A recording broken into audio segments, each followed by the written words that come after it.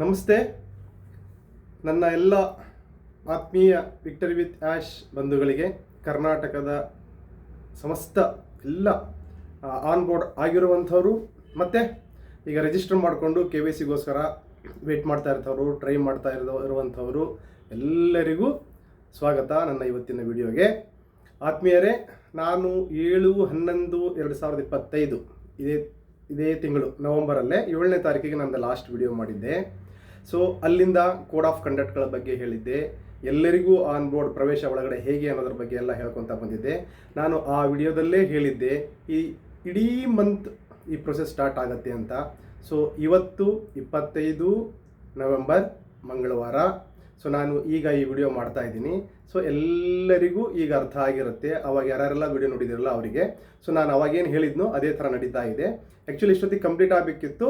So ಕೆಲವೊಂದು ಕಾರಣಾಂತರ technical ಇಶ್ಯೂಸಿಂದ ಸ್ವಲ್ಪ late ಆಗಿದೆ.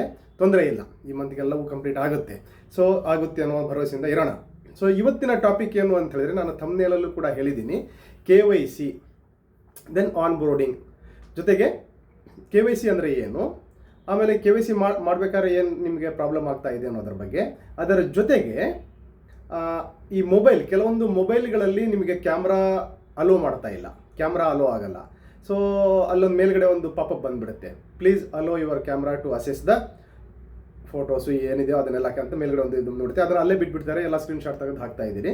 ಸೊ ಓಕೆ, ನೋ ಪ್ರಾಬ್ಲಮ್, ಏನು ತೊಂದರೆ ಇಲ್ಲ. ಅದೇನು ಅದರ ಬಗ್ಗೆ ಅದನ್ನು ಹೆಂಗೆ ಕ್ಲಿಯರ್ ಮಾಡ್ಕೋಬೇಕು ಅನ್ನೋದನ್ನು ನಾನು ತೋರಿಸ್ತೀನಿ. KYC ಅಂದರೆ ಏನು ಅಂತ ನಾನು ತೋರಿಸ್ತೀನಿ, ಎಲ್ಲವನ್ನು ಹೇಳ್ಕೊಡ್ತೀನಿ. ಈ ವಿಡಿಯೋವನ್ನು ಎಲ್ಲೂ ಸ್ಕಿಪ್ ಮಾಡದೆ ಎಂಡ್ವರೆಗೂ ನೋಡ್ತಾ ಹೋದರೆ ನಿಮಗೊಂದು ಈ victory with ash platform related ಏನು ಅನ್ನೋದ್ರ ಬಗ್ಗೆ ಪಕ್ಕಾ ಐಡಿಯಾ ಸಿಕ್ಬಿಡುತ್ತೆ. ಸೊ ಹಾಗಾಗಿ ಇನ್ನೂ ಬೇರೆ ಬೇರೆ ಭಾವನೆಯಿಂದ ಇಲ್ಲಿ ಒಳಗೆ ಬಂದಿದ್ದೀರಿ ಅನ್ನೋದಾದರೆ, ನಿಮಗೆ ನಾನು ಈ KYC ರಿಲೇಟೆಡ್ಡು ಮತ್ತು ಮೊಬೈಲ್ ರಿಲೇಟೆಡ್ಡು ಹೇಳೋಕ್ಕಿಂತ ಮುಂಚೆ ಈ ಕಳೆದ 6-5 ದಿನ ಆಗಿಂದ, ಕಳೆದ 10 ದಿನದಿಂದಲೂ ಕೂಡ ರೆಡ್ ಅವ್ರದ್ದು ಎವ್ರಿ ಡೇ, ನಾನು ಮೊದಲು ಹೇಳಿದ್ದೀನಲ್ಲ, ರೆಡ್ ಅವ್ರದ್ದು ಎವ್ರಿ ಡೇ ರಾತ್ರಿ ಲೈವ್ ಇರುತ್ತೆ.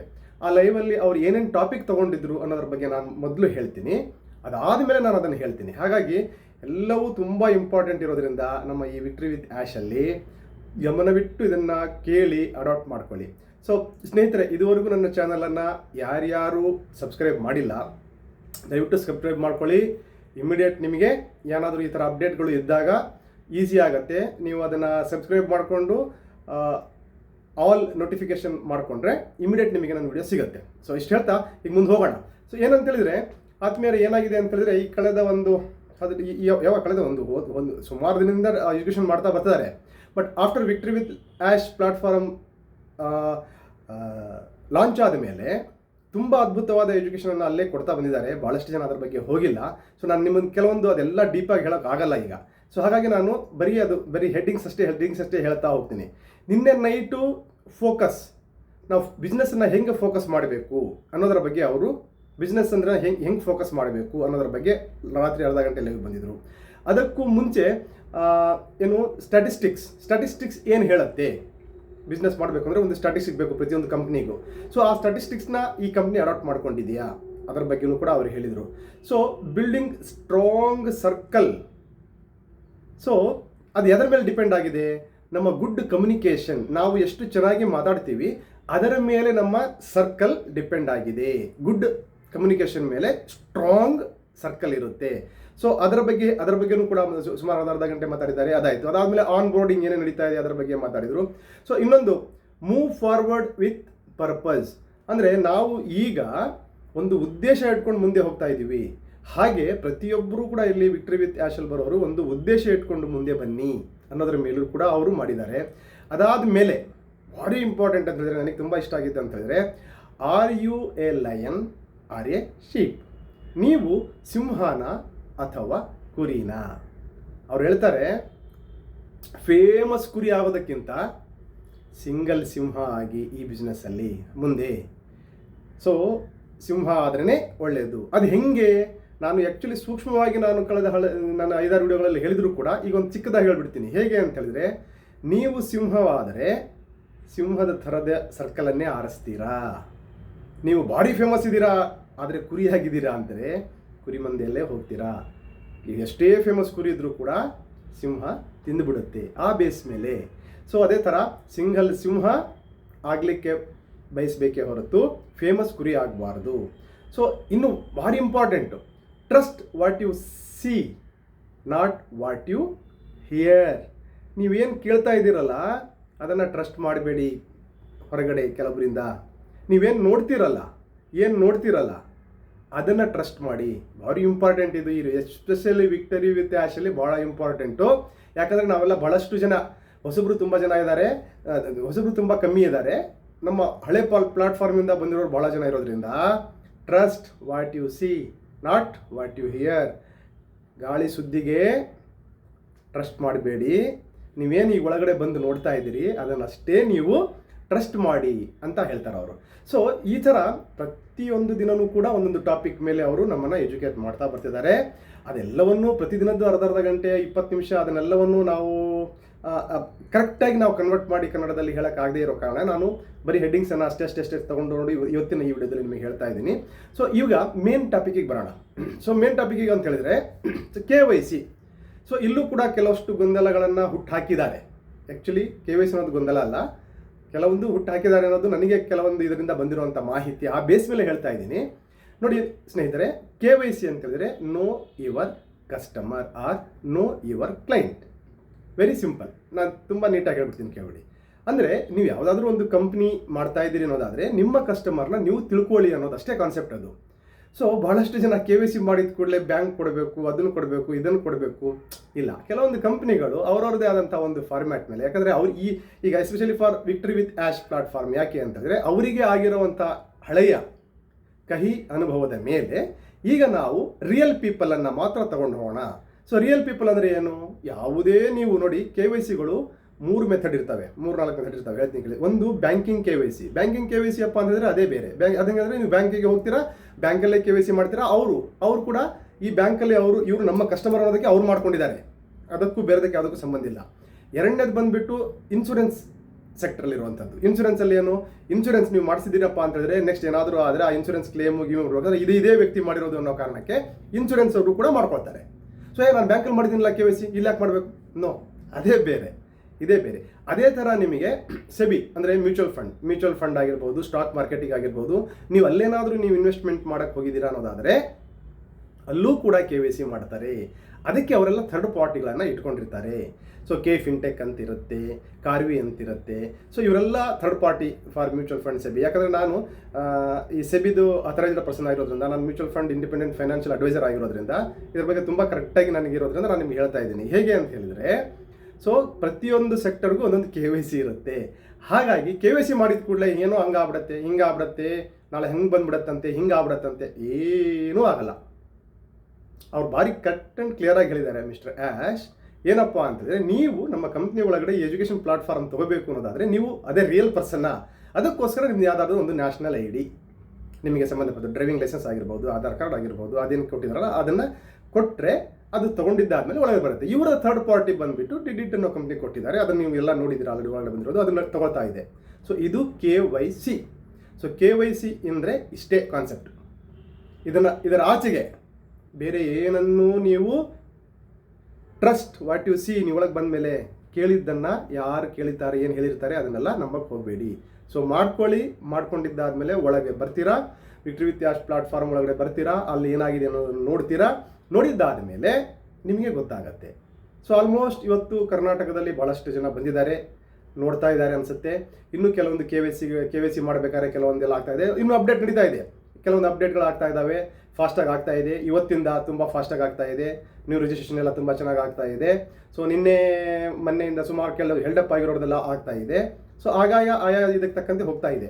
ಸೊ ಇಲ್ಲಿ ಇನ್ನೂ ಒಂದು ಭಾರಿ ಇಂಪಾರ್ಟೆಂಟ್ ಅಂತ ಹೇಳಿದ್ರೆ, ನಾನು ಅವರು ಯಾವಾಗ ಆ್ಯಶ್ ಅವರು ನಿಮ್ಮ ಸರ್ಕಲನ್ನು ನೀವು ಆರಿಸ್ಕೊಳ್ಳಿ ಅಂತ ಹೇಳಿದಾಗಿಂದನೂ ಕೂಡ ನಾನು ಪ್ರತಿಯೊಂದು ವಿಡಿಯೋದಲ್ಲಿ ಹೇಳ್ತಾ ಇದ್ದೀನಿ, ಈಗಲೂ ಹೇಳ್ತಾ ಇದ್ದೀನಿ, ನಿಮ್ಮ ಸರ್ಕಲ್ ವೆರಿ ಇಂಪಾರ್ಟೆಂಟ್. ನೀವು ಯಾರ ಲಿಂಕಿಂದ ಒಳಗೆ ಬಂದಿದ್ದೀರಾ ಅನ್ನೋದು ಇಂಪಾರ್ಟೆಂಟ್. ನಾನು ಅವತ್ತು ಹೇಳ್ತಾ ಇದ್ದೀನಿ, ಇವತ್ತು ಹೇಳಿದ್ದೀನಿ, ಸಿಕ್ಕವರಿಗೆ ಲಿಂಕ್ ಕೊಡೋದಲ್ಲ, ಒಂದು ಕೊಟ್ಟಿದ ತಕ್ಷಣ ತಗೊಂಡು ನಾವು ಹೋಗೋದಲ್ಲ, 2 ನೀವು ಯಾರ ಜೊತೆ ಹೋಗಬೇಕು ಅನ್ನೋದು ಡಿಸೈಡ್ ಮಾಡೋದಕ್ಕೂ ನೀವೇ, ಯಾರನ್ನು ಕೊಡಬೇಕು ಅನ್ನೋದನ್ನು ಡಿಸೈಡ್ ಮಾಡೋದು ನೀವೇ. ಹಾಗಾಗಿ ಅಲ್ಲಿ ಏನೇ ಆದರೂ ನಿಮಗೆ ಲಿಂಕ್ ಕೊಟ್ಟಿರೋರು ಪ್ಲಸ್ ನೀವು ಲಿಂಕ್ ತೊಗೊಂಡಿರೋರೇ ಸಂಬಂಧನೇ ಇರ್ತಾರೆ ಹೊರತು ಬೇರೆ ಯಾರನ್ನೂ ನೀವು ದೂಷಣೆ ಮಾಡೋ ಅವಶ್ಯಕತೆ ಇಲ್ಲ, ಬೇರೆ ಯಾರನ್ನೂ ಏನು ಹೇಳೋ ಅವಶ್ಯಕತೆ ಇಲ್ಲ. ಅದನ್ನು ಭಾಳ ಕ್ಲಿಯರಾಗಿ ಹೇಳ್ಬಿಟ್ಟಿದ್ದಾರೆ. ತುಂಬ ಸೂಕ್ಷ್ಮತೆ ಇದರೊಳಗೆ ಅಡಗಿದೆ.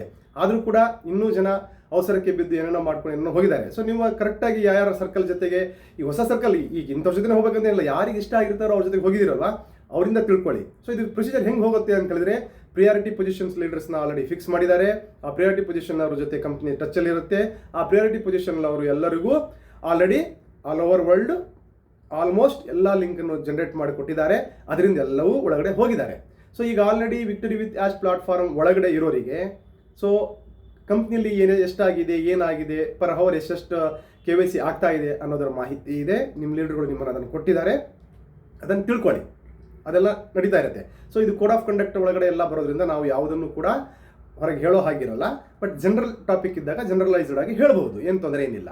ಸೊ ಇದು ಒಂದು ಪಾರ್ಟ್ ಆಯಿತು. ಈಗ ವೆರಿ ಇಂಪಾರ್ಟೆಂಟ್ ಸರ್, ಈಗ ಮೊಬೈಲಲ್ಲಿ ಅಲೋ ಮಾಡ್ತಾ ಇಲ್ಲ, ಮೊಬೈಲ್ ಅಲೋ ಮಾಡ್ತಾ ಇಲ್ಲ ಅಂದರೆ ಏನು ಮಾಡಬೇಕು?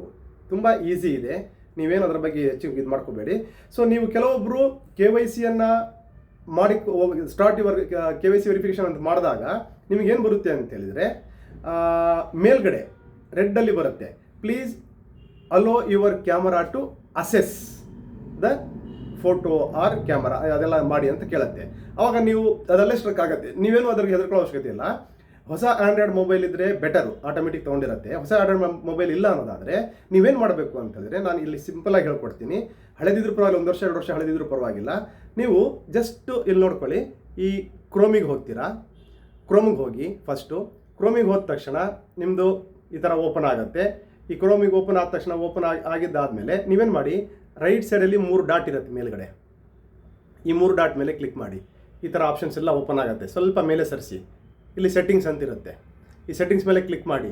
ಸೆಟ್ಟಿಂಗ್ಸ್ ಮೇಲೆ ಕ್ಲಿಕ್ ಮಾಡಿ ಸೀದಾ ಸ್ವಲ್ಪ ಮೇಲೆ ತೊಗೊಂಡೋಗಿ ಸೈಟ್ ಸೆಟ್ಟಿಂಗ್ಸ್ ಅಂತ ಇರುತ್ತೆ. ಸೈಟ್ ಸೆಟ್ಟಿಂಗ್ಸ್ ಅಂತ ನೋಡ್ಕೊಳ್ಳಿ. ಇಲ್ಲಿ ಸೈಟ್ ಸೆಟ್ಟಿಂಗ್ಸಲ್ಲಿ ಲೊಕೇಶನ್ ಬ್ಲಾಕ್ಡ್ ಇದೆ, ಕ್ಯಾಮರಾ ಬ್ಲಾಕ್ಡ್ ಅಂತ ಇರುತ್ತೆ. ಈ ಕ್ಯಾಮರಾ ಮೇಲೆ ಕ್ಲಿಕ್ ಮಾಡಿ, ಇಲ್ಲಿ ಮೇಲ್ಗಡೆ ರೈಟಲ್ಲಿ ಕ್ಯಾಮರಾ ಆನ್ ಮಾಡಿ. ನೋಡಿ ಬ್ಲೂ ಕಲರ್ ಬಂತು. ಇಷ್ಟು ಆನ್ ಮಾಡಿ ವಾಪಸ್ ಬನ್ನಿ, ಮತ್ತೆ ನೀವು ಸ್ಟಾರ್ಟ್ ಮಾಡಿ. ವೆರಿ ಈಸಿಯಾಗಿ ನಿಮ್ಮದೆಲ್ಲ ಕ್ಯಾಮರಾ ತಗೊಳತ್ತೆ, ಮಾಡುತ್ತೆ, ಹೋಗುತ್ತೆ. ಇದು ಭಾಳಷ್ಟು ಜನ ಫೇಸ್ ಮಾಡ್ತಿರೋದ್ರಿಂದ ಇದನ್ನು ಹೇಳ್ಕೊಡಿ ಅಂತ ಹೇಳಿದ್ರು. ಅದಕ್ಕೋಸ್ಕರ ನಾನು ಇವತ್ತು ವಿಡಿಯೋ ಮಾಡಬೇಕಾಯಿತು. ಸೊ 2 ಮೆಥಡ್ ಏನಾಯಿತು ನಿಮಗೆ ಅಂತ ಹೇಳಿದ್ರೆ, ಈಗ ನಿಮ್ಮ ಕ್ಯಾಮರಾ ಅಲೋ ಮಾಡ್ತಿಲ್ಲ ಅನ್ನೋದಾದರೆ ನೀವೇನು ಮಾಡಬೇಕು, ಕ್ರೋಮಿಗೆ ಹೋಗಬೇಕು, ಮೇಲ್ಗಡೆ 3 ಡಾಟ್ ಮೇಲೆ ಕ್ಲಿಕ್ ಮಾಡಬೇಕು, ಸೆಟ್ಟಿಂಗ್ಸಿಗೆ ಹೋಗಬೇಕು. ಸೆಟ್ಟಿಂಗ್ಸಿಗೆ ಹೋದ್ಮೇಲೆ ಸ್ವಲ್ಪ ಮೇಲೆ ಸರಿಸಿ ಸೈಟ್ ಸೆಟ್ಟಿಂಗ್ಸಿಗೆ ಹೋಗಬೇಕು. ಸೈಟ್ ಸೆಟ್ಟಿಂಗ್ಸಿಗೆ ಹೋಗಿದ್ದಾದಮೇಲೆ ನೀವಿಲ್ಲಿ ಲೊಕೇಶನ್ ಬಿಟ್ಬಿಡಿ, ಕ್ಯಾಮರಾ ಅಂತಿದೆಯಲ್ಲ, ಕ್ಯಾಮರಾನ ಆನ್ ಮಾಡ್ಕೋಬೇಕು. ಬ್ಲಾಕ್ಡ್ ಇರುತ್ತೆ, ಅದನ್ನು ನೀವು ಒತ್ತಬೇಕು, ಇಲ್ಲಿ ಆನ್ ಮಾಡ್ಕೋಬೇಕು. ಇಷ್ಟು ಮಾಡಿದ್ದಾದಮೇಲೆ ನಿಮ್ಮದು ಫೋಟೋ, ನಿಮ್ಮದು ಸೆಲ್ಫಿ ಅದೆಲ್ಲವನ್ನೂ ಕೂಡ ನಿಮ್ಮ ಕ್ಯಾಮರಾ ತಗೊಳ್ಳುತ್ತೆ. ಇದು ಇವತ್ತಿನ ಇಷ್ಟು ಟಾಪಿಕ್. ಸೊ ಆದ್ಮೇಲೆ ಹಾಗಾಗಿ ನಾನು ಇವತ್ತು ಏನು ಹೇಳ್ತೀನಿ ಅಂತ ಹೇಳಿದ್ರೆ, ಇವತ್ತು ನಾನೇನು ಮೊದಲು ಹೇಳಿದ್ನಲ್ಲ ರೆಡ್ದೆಲ್ಲ ಹೆಡ್ಲೈನ್ಸ್, ಅವೆಲ್ಲವೂ ನಿಮಗೆ ಸ್ವಲ್ಪ ಆಲ್ಮೋಸ್ಟ್ ನೀವು ಯೂಟ್ಯೂಬಿಗೆ ಹೋದರೆ ಅಲ್ಲಿ ಸಿಗುತ್ತೆ, ಅವ್ರದ್ದು ನೋಡ್ಕೊಳ್ಳಿ ಲೈವಲ್ಲಿ. ಆಗಲಿಲ್ಲ ಅನ್ನೋದಾದರೆ ನಾನಿನ್ನು ಸ್ವಲ್ಪ ದಿನ ಬಿಟ್ಬಿಟ್ಟು ಒಂದೊಂದೇ ಮೇನ್ ಟಾಪಿಕ್ ಬೇಸ್ ಮೇಲೆ ಇನ್ನೊಂದು ವಿಡಿಯೋ ಮಾಡ್ತೀನಿ ಹೇಗಾಗುತ್ತೆ ಅಂತ. ಈಗ ಇನ್ನೂ ಈ ಕಂಪ್ನಿ ಫಾರ್ಮ್ಯಾಟ್ ಏನು ಅನ್ನೋದು ಇನ್ನೂ ಗೊತ್ತಾಗ್ತಿಲ್ಲ ಅಲ್ವಲ್ಲ ನಮಗೆ. ಸೊ ನೆಕ್ಸ್ಟ್ ಏನೇನು ಆಗುತ್ತೆ ಅನ್ನೋದರ ಬೇಸ್ ಮೇಲೆ ನಮಗೆ ಮಾಹಿತಿ ಸಿಕ್ಕಾದ ಮೇಲೆ ಫರ್ದರ್ ಏನು ಮಾಡಬೇಕು ಅನ್ನೋದ್ರ ಬಗ್ಗೆ ನಾನು ಹೇಳ್ತೀನಿ. ಸೊ ಅಲ್ಲಿವರೆಗೂ ಎಲ್ಲರೂ ಆನ್ ಬೋರ್ಡ್ ಆಗಲಿಕ್ಕೆ ಅವಕಾಶ ಇದೆ, ಅವಸರ ಬೇಡ, ಸರಿಯಾದ ವ್ಯಕ್ತಿಗಳನ್ನು ಆರಿಸ್ಕೊಳ್ಳಿ. ಇಲ್ಲಿ ಯಾರಿಗೂ ಕಂಡೀಷನ್ ಹಾಕೋ ಹಾಗಿಲ್ಲ, ಅವರವರ ಇಷ್ಟ, ಯಾರು ಯಾರ ಹತ್ರ ಬೇಕಾದರೂ ಹೋಗ್ಬೋದು ಅನ್ನೋದನ್ನು ಕಂಪ್ನಿ ಮೊದಲೇ ಹೇಳಿಬಿಟ್ಟಿದೆ. ಇದು 1ನೇದು. 2ನೇದು, ಯಾರು ಬೇಕಾದರೂ ಒಳಗಡೆ ಬರ್ಬೋದು, ಎಲ್ಲರಿಗೂ ಇದೆ ಅಂತ ಹೇಳಿದ್ದಾರೆ. ನಾವು ಅಷ್ಟೇ ಅಲ್ಲ, ನಾವು ಓಲ್ಡ್ ಪ್ಲಾಟ್ಫಾರ್ಮಲ್ಲಿರೋರು ಅಷ್ಟೇ ಅಲ್ಲ, ಯಾರು ಬೇಕಾದರೂ ಬರಬಹುದು. ಸೊ ಇದರ ಬಗ್ಗೆ ಸ್ವಲ್ಪ ವೆಬ್ಸೈಟ್ ನೋಡಿ, ನನಗೂ ಬೇಕು, ನಾನು ಇದನ್ನು ತಿಳ್ಕೊಳ್ತೀನಿ. ವಾಟ್ ಈಸ್ ಆರ್ಟಿಫಿಷಿಯಲ್ ಇಂಟೆಲಿಜೆನ್ಸ್, ಫ್ಯೂಚರಲ್ಲಿ ಇದೆಲ್ಲ ಬರುತ್ತೆ. ಇದರ ಬಗ್ಗೆ ಇನ್ನೂ ನಿಮ್ಮ ಕಂಪ್ನಿ ಏನೇನು ಕೊಡುತ್ತೆ, ಎಜುಕೇಷನ್ ಇದು ರಿಲೇಟೆಡ್, ಇದು ಪ್ಲಾಟ್ಫಾರ್ಮ್ ಎಜುಕೇಷನ್ ಏನು ಸಿಗುತ್ತೆ, ಇಲ್ಲಿ ಲೈಫ್ ಎಜುಕೇಷನ್ ಏನು ಸಿಗುತ್ತೆ ನಮಗೆ ಅನ್ನೋದು ನಿಮ್ಮ ಫ್ರೆಂಡ್ ಸರ್ಕಲಲ್ಲಿ ಏನಾದರೂ ತುಂಬ ಚೆನ್ನಾಗಿರೋರು ಇದ್ದರೆ ಅವ್ರನ್ನೂ ಮಾಡ್ಕೋಬೋದು. ನೀವು ಯಾವುದೇ ಕಾರಣಕ್ಕೂ ಯಾರನ್ನೂ ಇದು ಬಿಡೋ ಹಾಗಿರಲ್ಲ. ಸೊ ಎಲ್ಲರೂ ಕೂಡ ಇಲ್ಲಿ ಒಳಗೆ ಬರೋ ಅವಕಾಶ ಇರೋದ್ರಿಂದ ಎಲ್ಲರನ್ನು ತಗೊಳ್ಳಿ, ಸರಿಯಾದ ಮಾಹಿತಿಯನ್ನು ತಗೊಂಡ್ಬಿಟ್ಟು ಸರಿಯಾದ ರೀತಿಯಲ್ಲಿ ಒಳಗಡೆ ಹೋಗೋಣ. ಎಲ್ಲರೂ ಆನ್ ಬೋರ್ಡ್ ಆದಮೇಲೆ ಸ್ಟಾರ್ಟ್ ಆಗುತ್ತೆ ಅಂದ್ಕೊಂಡಿದ್ದೀನಿ. ಬಹುಶಃ ಮುಂದಿನ ತಿಂಗಳು ಆಗಬಹುದು. ಲಾಸ್ಟ್ ಆ್ಯಶ್ ಅವರು ವೆರಿ ಫಸ್ಟ್ 27ನೇ ತಾರೀಕು ಸೆಪ್ಟೆಂಬರ್ ಹೇಳಿದ ಪ್ರಕಾರ ಡಿಸೆಂಬರಲ್ಲಿ ಮುಂದೆ ನಾವು ಹೋಗ್ತೀವಿ ಅಂತ ಅವ್ರು ಹೇಳಿರೋದ್ರಿಂದ ಪ್ರಾಬಬಲಿ ಈ ಮಂತ್ ಎಲ್ಲವೂ ಮುಗಿದ್ಬಿಡುತ್ತೆ. ಈಗೆಲ್ಲ ಚೆನ್ನಾಗಿ ಸೆಟಪ್ ಆಗ್ತಾ ಇದೆ. ನೆಕ್ಸ್ಟ್ ಮಂತ್ ನಾವು ಹೋಗಬಹುದು.